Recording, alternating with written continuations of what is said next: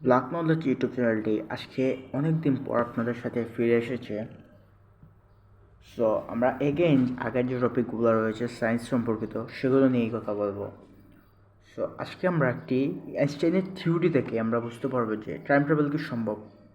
So শুরু করা যাক।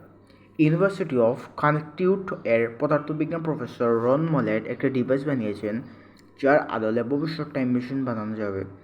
বেশ আশার আলো দেখতে পাচ্ছি হয়তো, তবে এটা কতদূর সম্ভব হতো বা আদৌ সম্ভব কিনা, কিংবা সম্ভব হলেও আমাদের জীবস্যায় হবে কিনা সেই ব্যাপারটি পুরোপুরি অনিশ্চিত। পদার্থবিদ্যায় ফিরে যাই। অস্ট্রিয়ার প্রকার গণিতবিদ কুট্র গোর্ডেন গণিতের মাধ্যমে দেখিয়েছেন যে আমাদের ব্রহ্মাণ্ডে কিছু ক্লোজ টাইমলিক কার্ভ থাকা সম্ভাব্য যা নির্দেশ করে সমন্বয় সম্ভব, তবে কিছু বিশেষ শর্তে। আলবার্ট আইনস্টাইনের বিশেষ আপেক্ষিক তত্ত্ব অনুসারে সময় ভ্রমণ সম্ভব কীভাবে? অপেক্ষাকৃত অনুসারে কোনো বস্তু যখন আলোর গতিতে চলবে তখন তা হয়ে যাবে ভরশূন্য।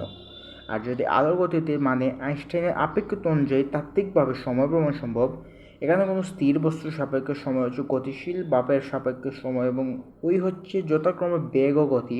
এখন যদি আলোর বেগের কাছাকাছি কোনো বেগ হয় তাহলে কমতে থাকবে। ধরুন আপনাকে আলোর গতিতে ছুটতে চলতে পারে এমন কোনো একটি মহাকাশে যে উঠিয়ে দেওয়া হলো এবং আপনি ভ্রমণ বেরিয়ে পড়লেন মহাজগতের এপারে ওপারে, কিন্তু পৃথিবী এসে দেখবেন অনেক বছর সময় কেটে গেছে, যেখানে আপনার কাছে মনে হবে মাত্র অল্প কিছু সময়। এভাবেই আইনস্টাইনের থিওরিটি ভ্রমণ সম্পর্কে ফর্মুলা লুকিয়ে আছে। আমরা উদাহরণস্বরূপে ব্ল্যাক হোল নিতে পারি।